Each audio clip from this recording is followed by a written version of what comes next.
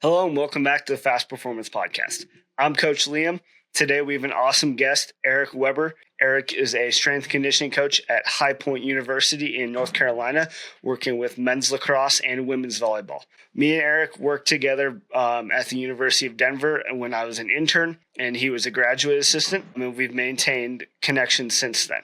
But before we get into the podcast, I'd like to shout out some of our fast performance partners, starting with Thorne Research. From supplements to tests and health solutions, we recommend Thorne products for all of our athletes, as they're NSF certified for sport, third-party tested, and of the highest quality in the market. Be safe when you choose your supplements. Choose Thorne. Next is Kaiser Fitness Equipment. Kaiser is the industry leader in strength training equipment. The use of pneumatic resistance, with or without plate weight resistance, allows us to track power production across the force velocity curve. It has been a game changer for our athletes, and Kaiser's mantra of train fast, be fast is true to our programming at Fast Performance. At Fast Performance, we also use Train Heroic for all of our online training programs. Their platform makes remote programming easy for coaches and athletes to follow, and allows for real-time feedback from athletes to coaches, and gives coaches accurate data that they can use on a daily basis to track workout compliance and progress. And lastly, Anchor Training. Their portable cable training unit is a game changer for creating functional and effective training environment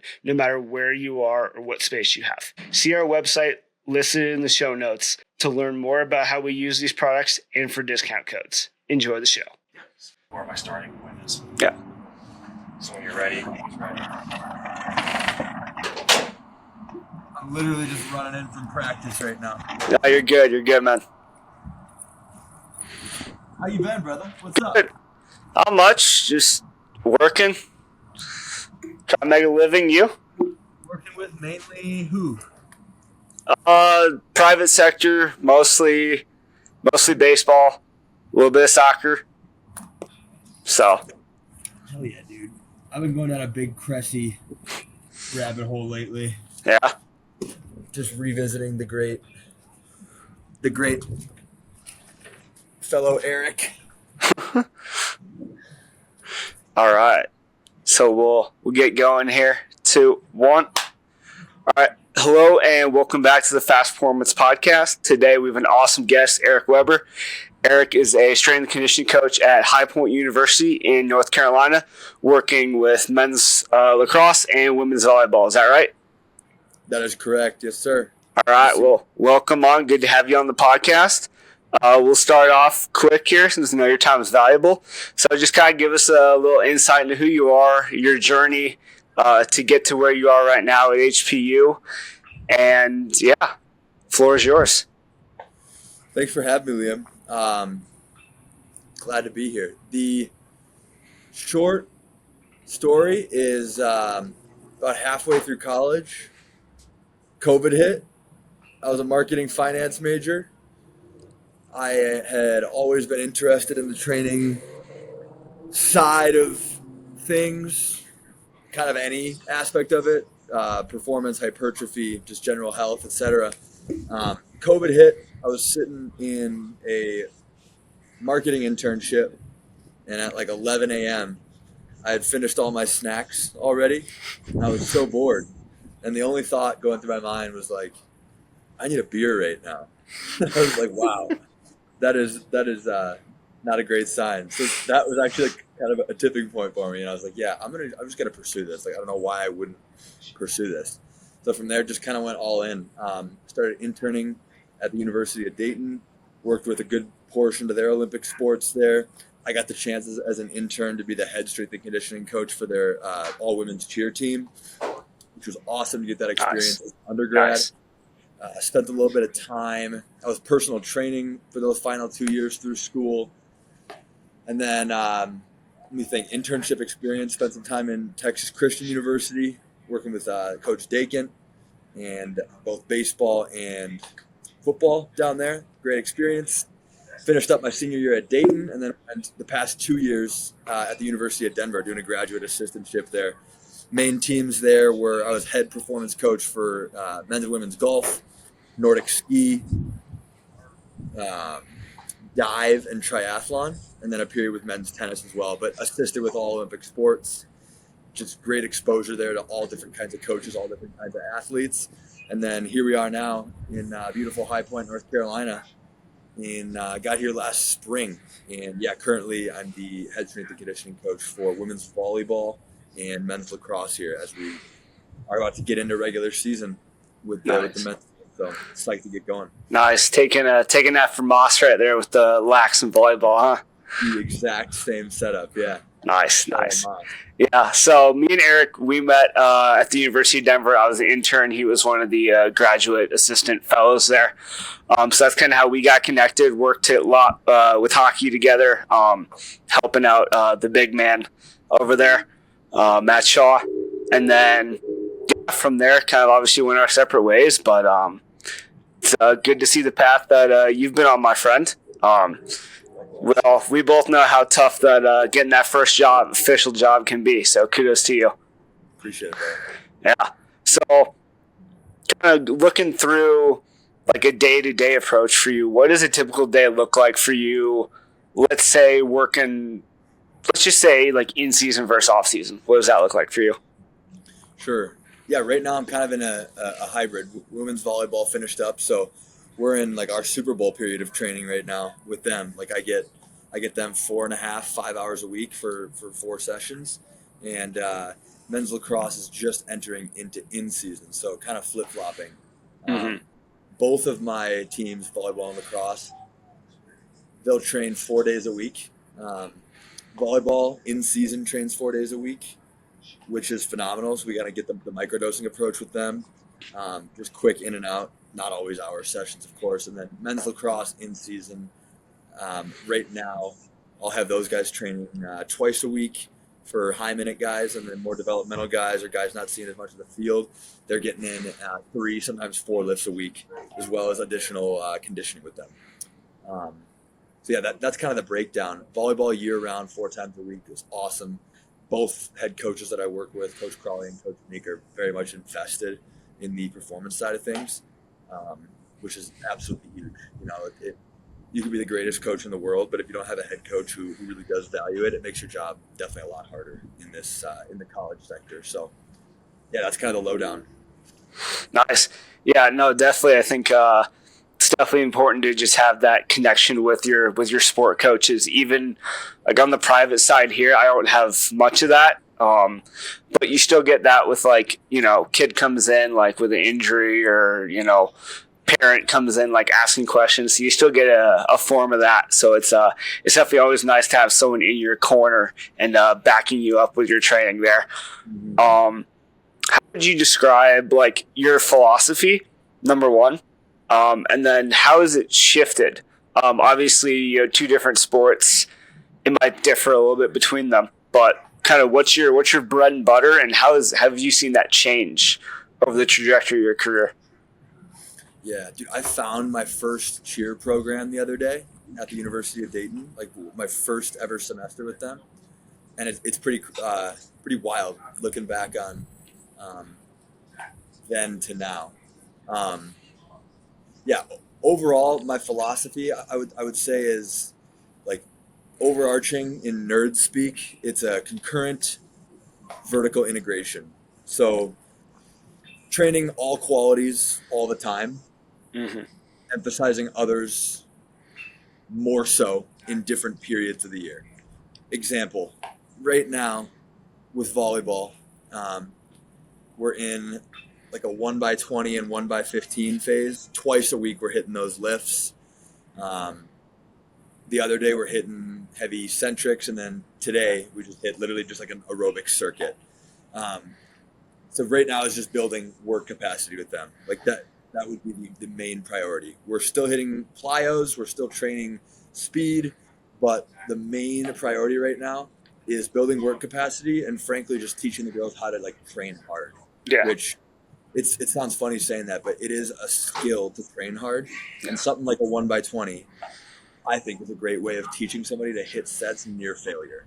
You know, like there's a difference between feeling a burn and stopping at rep 8 versus feeling a burn and then continuing to 15, keeping your form like that.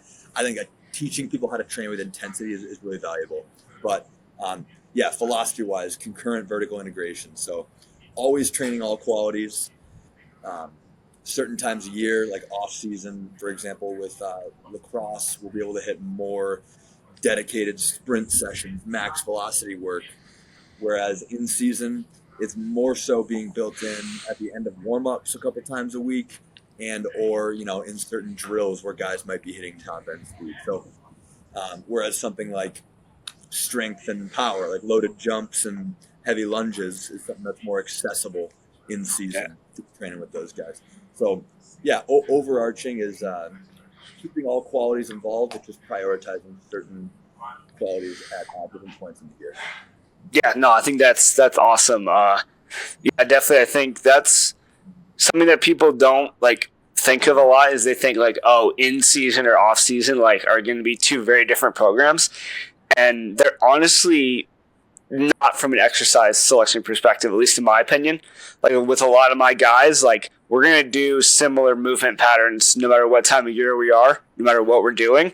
It's just the volumes are what we're going to toggle with. So how often we're doing it, what's our intensity. And I think another point you really brought up that's great is just the impact of training with intensity. I think not enough athletes realize that consistency and intensity are probably your two biggest factors for if a program is going to succeed for you. Especially in the digital age where it's everyone's posting this, get ripped quick or get strong quick workout program.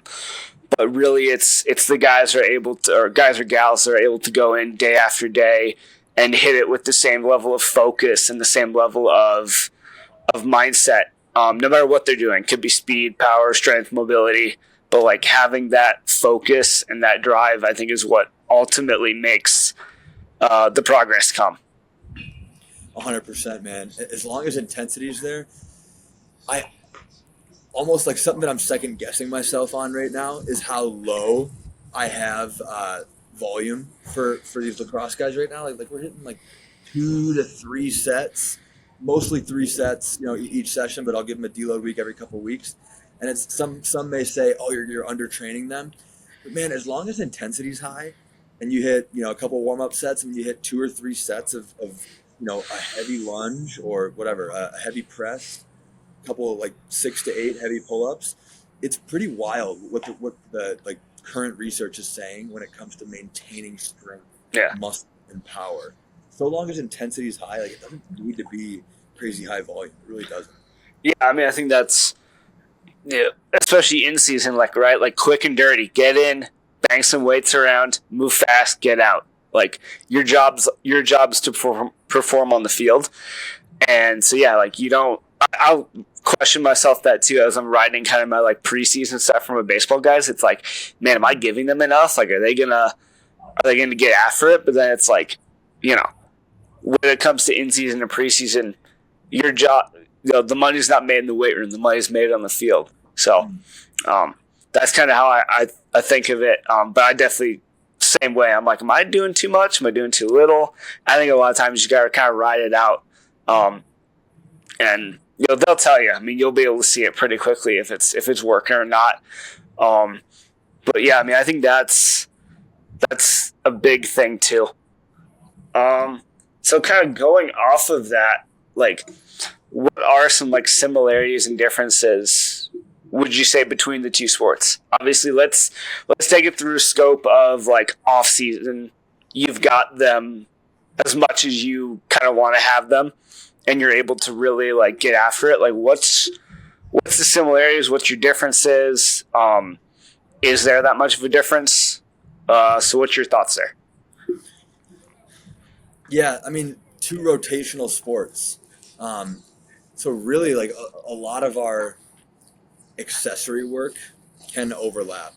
Volleyball is going to have a little bit more shoulder, prehab, whatever you want to call it, crawling variations, weighted crawls, hanging variations. There's definitely going to be a little more of a shoulder emphasis with them, but man, a lot of our core work overlaps. Tons of lateral flexion, anti-lateral flexion, heavy carries. I really think it's never going to hurt to be strong in bendy spine ranges of motion, regardless of the sport you play. A big thing that I've started doing with lacrosse, and that I've had sprinkled in with volleyball that do want to hit more this off season is teaching people pelvic control, like the ability to dissociate pelvis from trunk. It is such a difficult.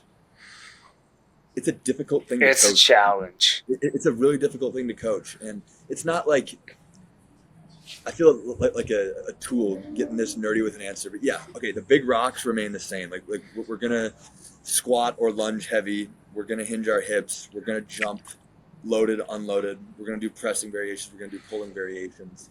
But yeah, when it comes to like sport specific accessories, I do think there's a ton of overlap with lacrosse and volleyball. Like able to dissociate trunk from pelvis and pelvis from trunk, and teaching people that motor control, I think is immensely valuable if you want to be a more powerful athlete. And then finding ways to integrate that into some of the movements you're doing in the weight room. Like I've been really messing around a lot with landmines this year.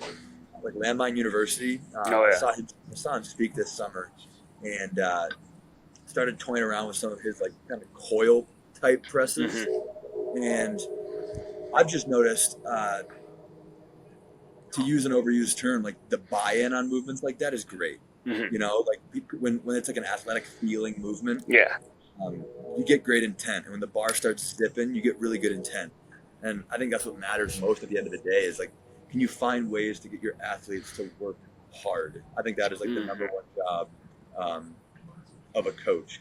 And yeah, I've been thinking about that a lot lately. Like this year, it's a big focus of mine is like just being a better coach on the floor. And like, how can I drive intent better? How can I get people to want to work hard better? Whether that's through competition, through giving objective numbers, through giving them a bar speed to hit, through chirping them, you know, whatever.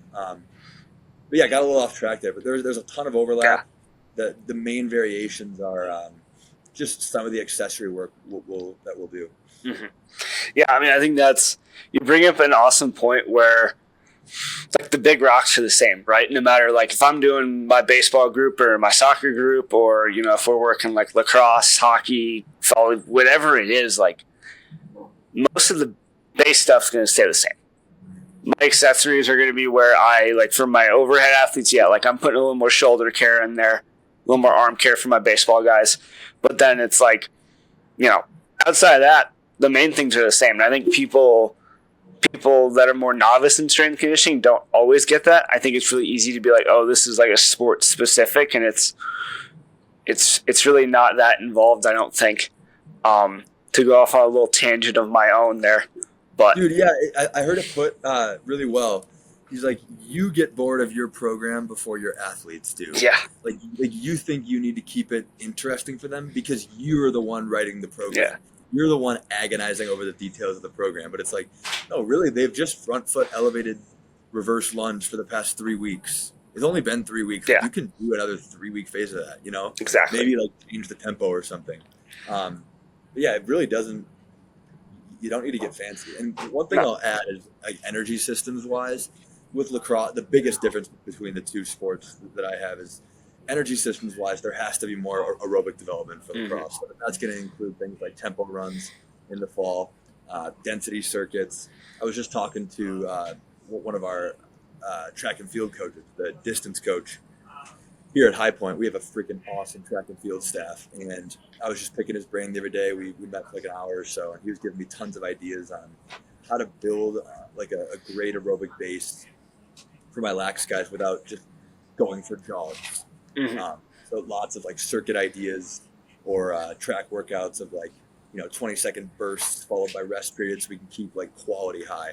But yeah, that's a big difference. Is the more so aerobic focus, especially as the season draws near with lacrosse versus volleyball. Yeah, absolutely. I mean, I think that's something I'm finding like with my baseball guys too, is like, you still need to have some form of aerobic base to be able to, not fizz out halfway through a game or halfway through a quarter or period. So I think that's an underrated thing too, is like everyone thinks like bigger, stronger, faster. And like, yeah, that's the name of the game, especially like, lacrosse is a little bit different because it's a little bit more cardiovascularly involved, and aerobic. But like even for baseball, it's like everyone's like bigger, stronger, faster, and it's like yes, but you need to be a well-rounded athlete too. And I think that's really like that's the epitome of like I think what a good coach is able to do is like create a well-rounded athlete that can go out and dominate in their sport, but like dominate just in overall athleticism and stuff like that. Mm-hmm. So I would say, seeing what question I kind of want to take on here. We've got some good tangents here. I guess one thing I'll circle back on is you were talking about like teaching guys pelvic control. Mm-hmm. That was actually, it's kind of funny because again, like I think baseball is a little bit more about that. Great resource if you haven't found it already. Check out Greg Rose, Dr. Greg Rose, on base U TPI. Greg Rose, TPI? Yeah, Dr. Greg Rose is a TPI institute out in San Diego. They work with like a lot of golfers, baseball players. Nice.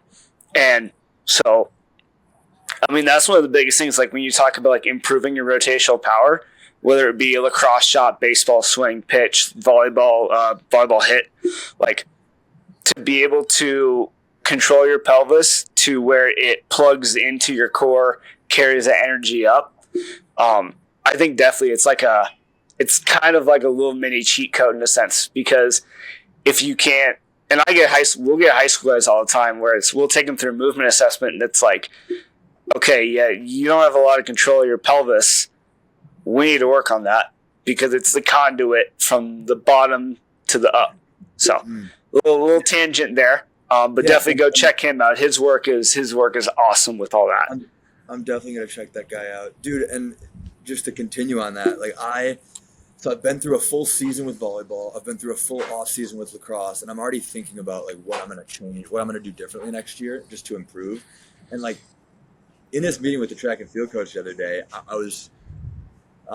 brought this up, and he's like, "Yeah, okay. What are you thinking? Like different approach wise?" And I think like in the first week or two, man, taking the time to teach people how to breathe through their diaphragm, like literally lay them on their backs and have them blow up balloons or whatever, or just like teach them how to belly breathe, teach them how to articulate their spine. So like to anterior and posterior tilt, like Instagram girl posture to scared dog posture. Yeah. And then how to rotate through their pelvis, dude. It's like, that is so freaking vital.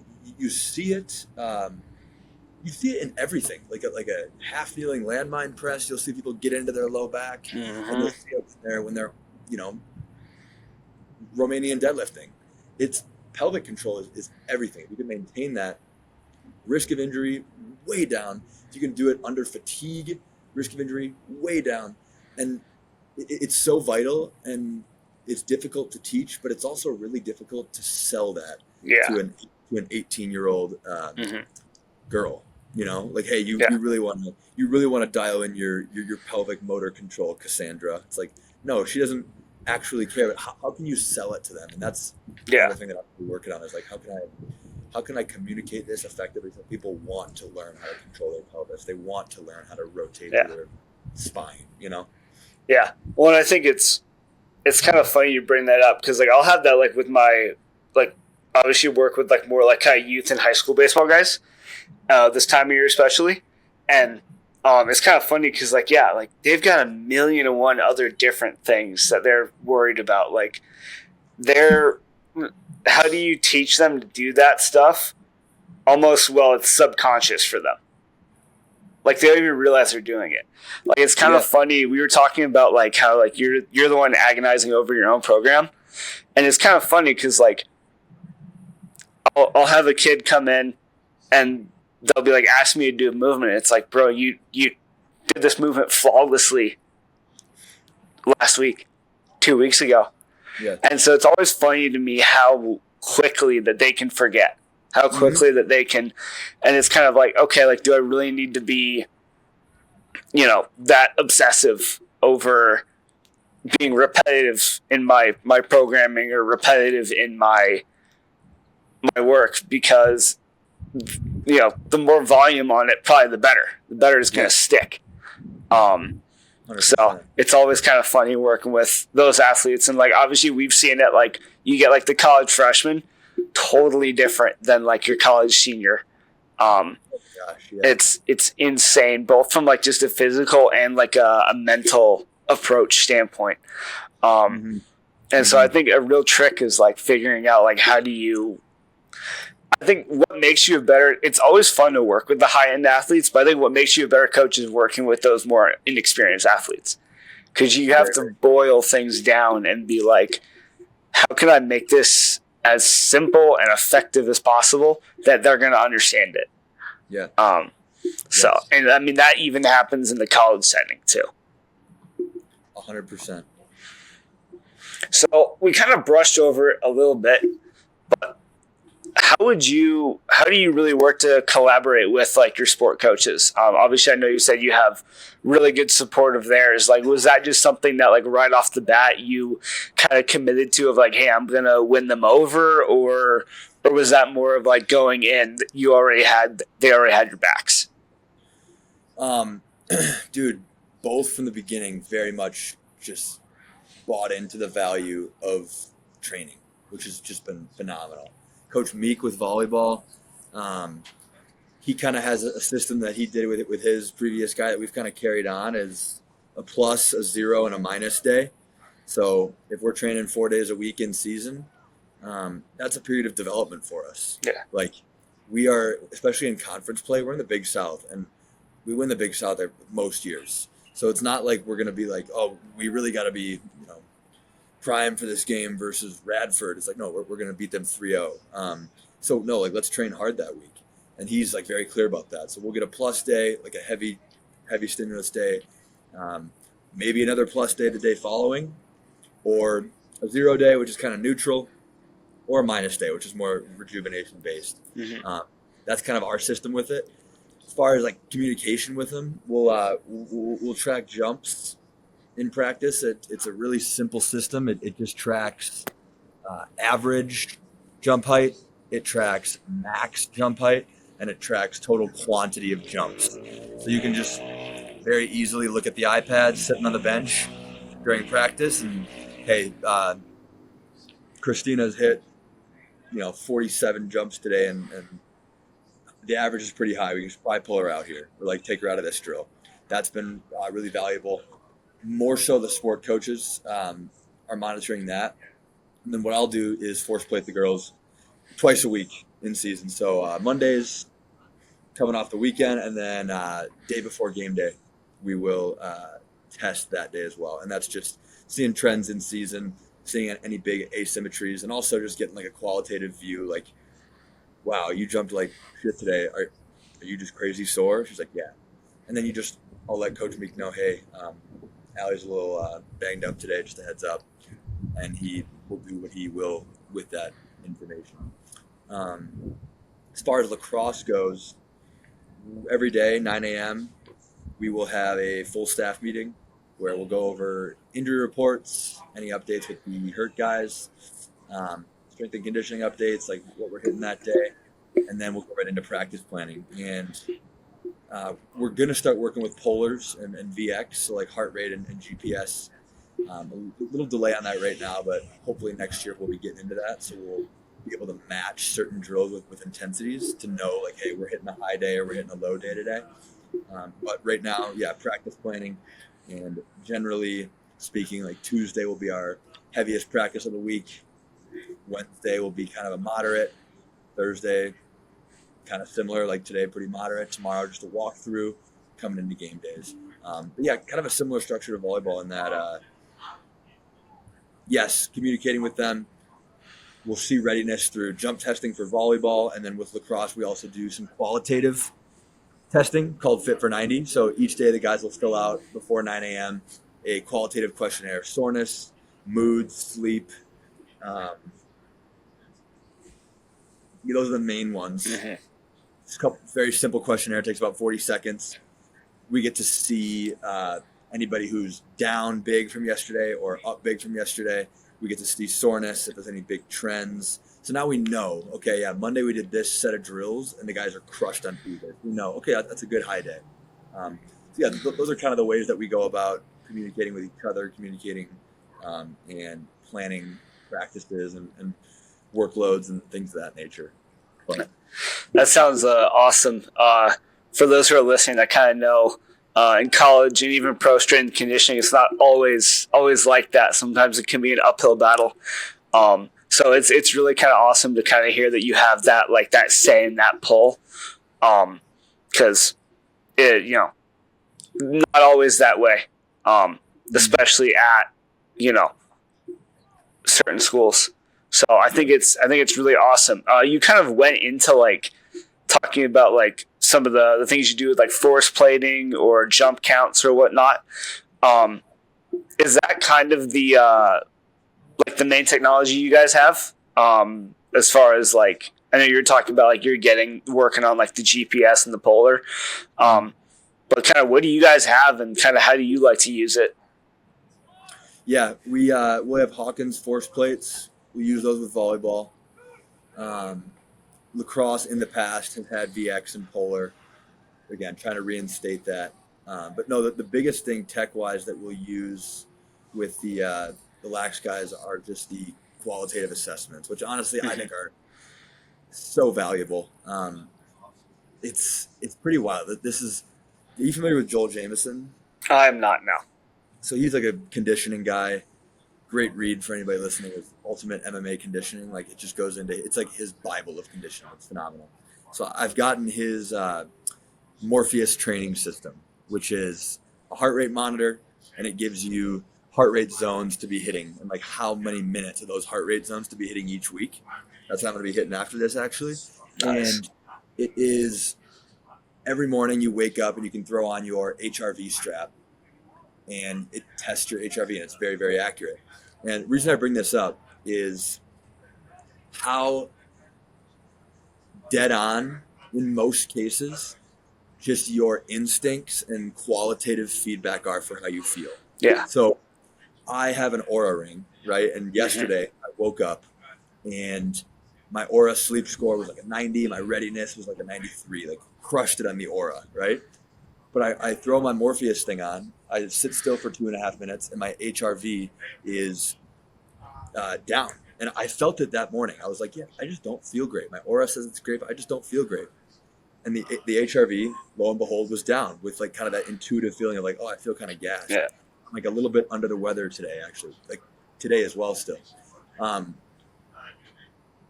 reason I bring that up is because like there's so many factors to how we could feel.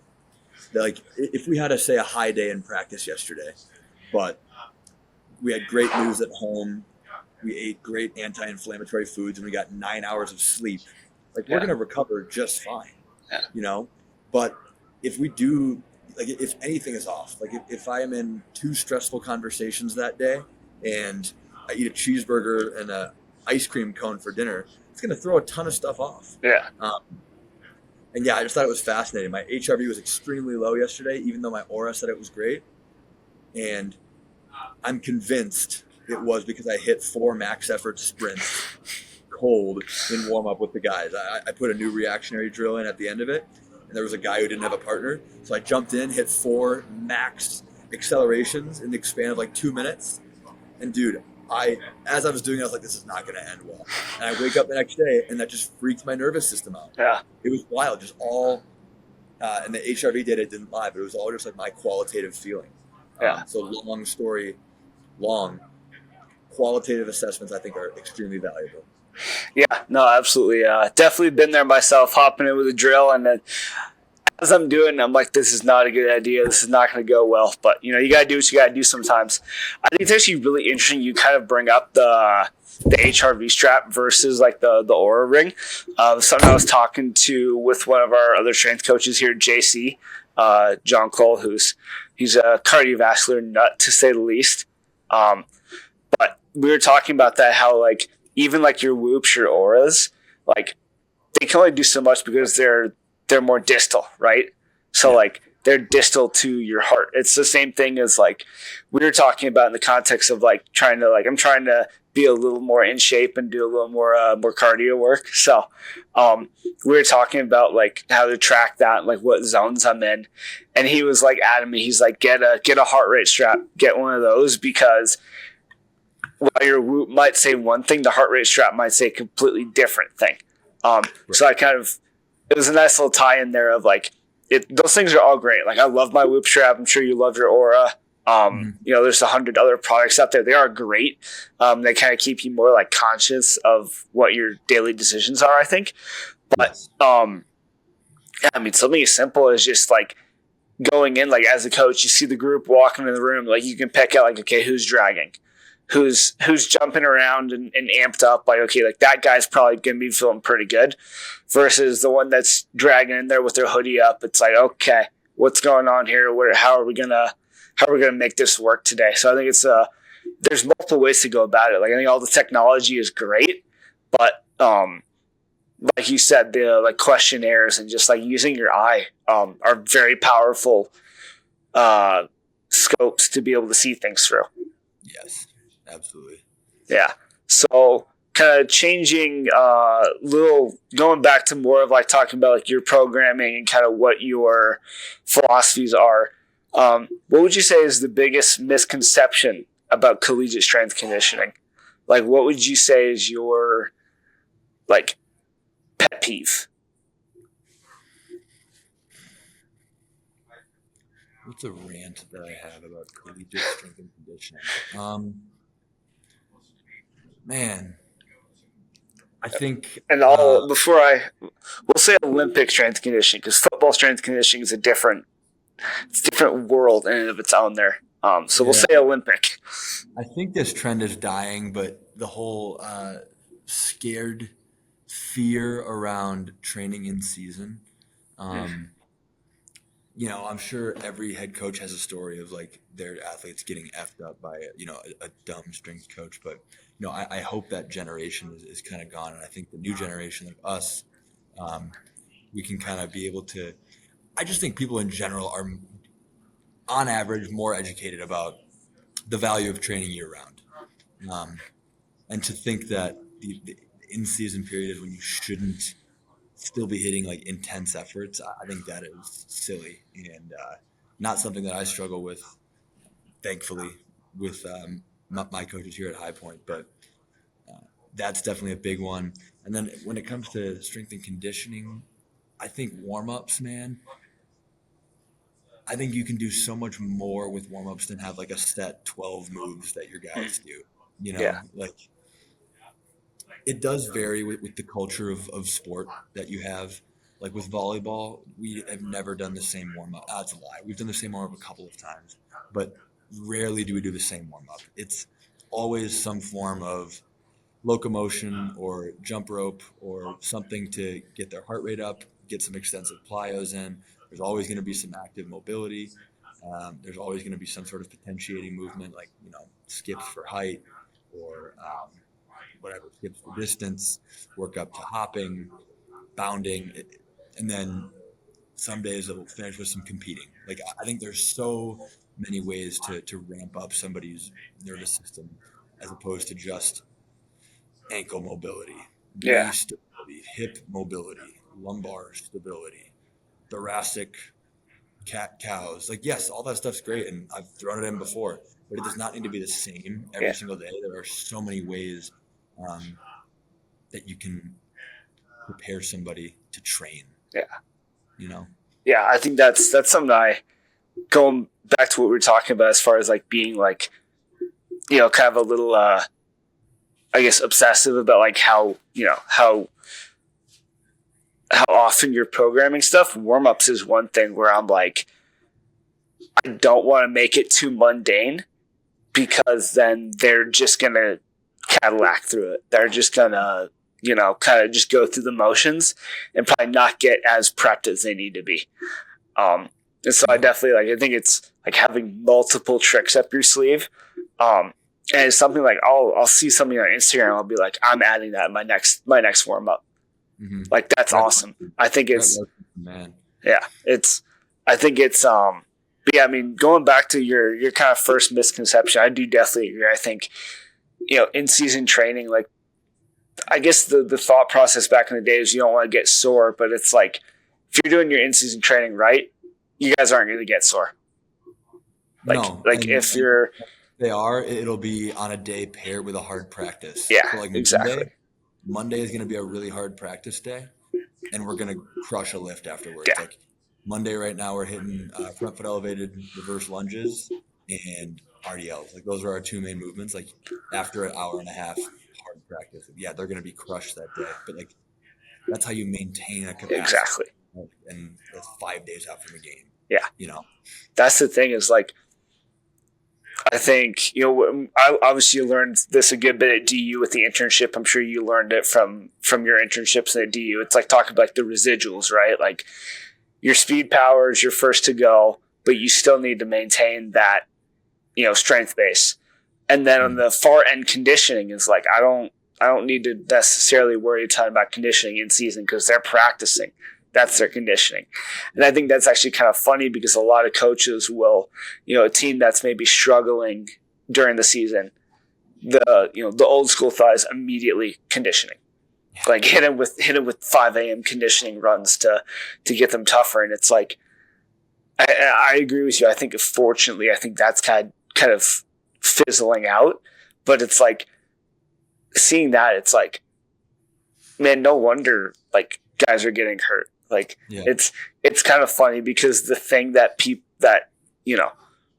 well-intending sport coaches think is going to hurt them is the thing that's going to help them the most, and the thing that they think is going to help them is probably going to hurt them the most. Dude, yeah. Talking to Moss, I overheard a conversation. This is last year with one of the lacrosse coaches and guys who failed the conditioning test, and one of the lacrosse coaches, very old school guy, phenomenal coach. Yeah, he's like, Moss, just give me this group of them. I'm going to put them through a fat boy circuit in the morning. I'll get them into shape.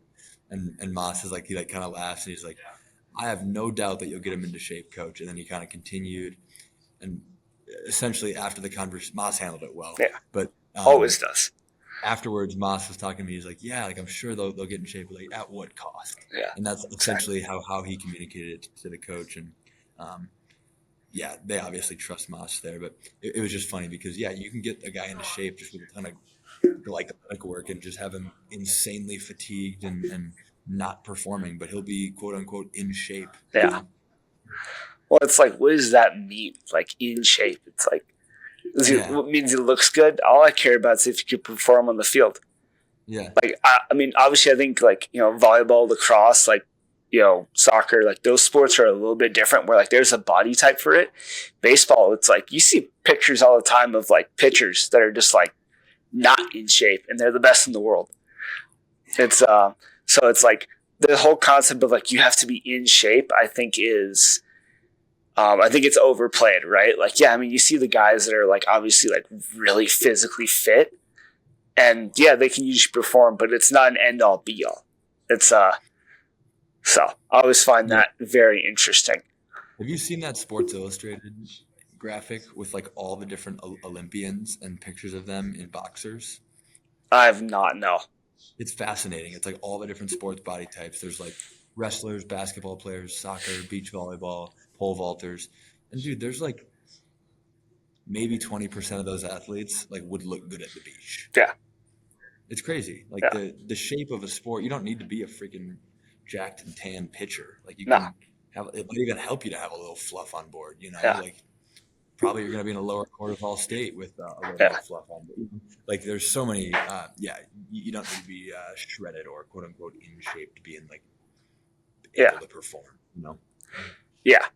And I mean, that's not to say like, if like, if you are good for you, as long as you can perform, but like that's the main thing. The main thing is can you play when the lights come on? Like it's funny, like you'll see like pictures of like Patrick Mahomes, like, because it's obviously a hot topic of the Super Bowl coming up. Like Patrick Mahomes is not the most shredded jack person. He's one of the best athletes in all sports. Yeah. Like case in point. So we'll kind of be wrapping up here. Kind of switching gears into kind of, talking about like learning from people like Moss, learning from people at DU, working with Zach at TCU, which all of our baseball guys here will want to hear some of the things you learned from him. But I'll say, how do you continue to learn and kind of grow? And like, what resources or mentors have shaped you as a coach and your education? Yeah, dude. I mean, to circle back on Dakin, I still think back to the intern ed sessions at TCU, and he would just like. he's just like the chillest guy ever, but he would just come in there and not change his facial expression for 45 minutes, but just deliver like unbelievable information. And that completely shattered my view of training, completely changed my paradigm. So yeah, Dakin has been massive, reading his books. Here at High Point, man, like track and field staff, I've really been learning from tons of those coaches, because I think track and field is strength and conditioning, and if we can apply some of their principles to what we do, I think that's a phenomenal resource. Just track and field experts like Altus as well, lots of their courses. Like podcast wise, I listen to everything from Mind Pump, like more general fitness, general population type, to Just Fly Performance podcast, to Joe DeFranco, to RX Radio, Jordan Shallow, and all the Prescript guys. Like, dude, there's so many resources. I mean, all the Tudor Bompas, his basic periodization books. Other track and field guys, Boo Schexnader, he's head of track and field at LSU. Dude, there's so many humans to learn from. Eric Cressy, like I said, going down his rabbit hole. There's endless amounts of things to learn, and I think the hardest part is disseminating like what fits into your philosophy and how you can make that work with your program and your resources. But always more to learn, man. Absolutely. Yeah, get it by any means, right? Like, you're a pretty big podcast guy, but like if you're a big book reader, find books on it, articles, like the information's out there. But you brought up a really interesting point about like learning from other sports, like learning from track and field. I think there's so many things that like, even like that I've learned like from like watching, the guys at DU with Lacrosse, or watching my bosses here, working with their, Colorado Mammoth guys, like learning from them in terms of like training rotational athletes that like I'll put into my baseball programs, or like learning from like, watching soccer players train and kind of learning like, how to integrate that into what I'm doing, whether it's the same sport or not. Because at the end of the day, it's the same human body, right? It's got the same movements. And so it's learning how to work with those movements. So definitely a great point there. What would you say is one piece of advice that you'd give aspiring strength coaches, and then one piece of advice you'd give like a student athlete looking to go college? What are two pieces of advice, or one piece each, that you'd give them? To an aspiring strength coach, go and intern places for free and like work 12-hour days to find out if you want to do this or not. And what was the second one? Student athletes who want to get into coaching? Student athletes, like for those that like athletes that want to like play in college or play beyond that, like say like the high schooler or whatnot, like what would be your advice to them to help them out physically? Yeah. Whoa. I like that. Get really good at jump roping, get really good at pull-ups, and get one bilateral and one unilateral lower body movement that feels good with your body, and get really strong in that. And then play as many sports as you're able to during high school. That's great. Yeah. You definitely, I'll tell you what, you'd fit in with us over here at Fast in Denver. So we'll have to get you in touch with the other two strength guys here. But Eric, it was great having you on. It was great to chat with you. See you're doing well. Where can the listeners of this podcast, where can they find you, follow you, learn more of your information? You have your own podcast too. Liam, dude, it was so good to catch up. It's been a minute. We've been texting, but I haven't seen you in the flesh in a while. Thanks for having me on. I'm at Bounce with Rick on Instagram. I got a podcast called The Bounce with Eric Weber. Got a newsletter called The Bounce. Nice. You can find all that just in my podcast descriptions. But man, it was great catching up. Thanks for having me. Yeah, pleasure. We'll let you get on with your day, and best of luck this season. Thanks, brother. Yeah, have a good one. See you, bye.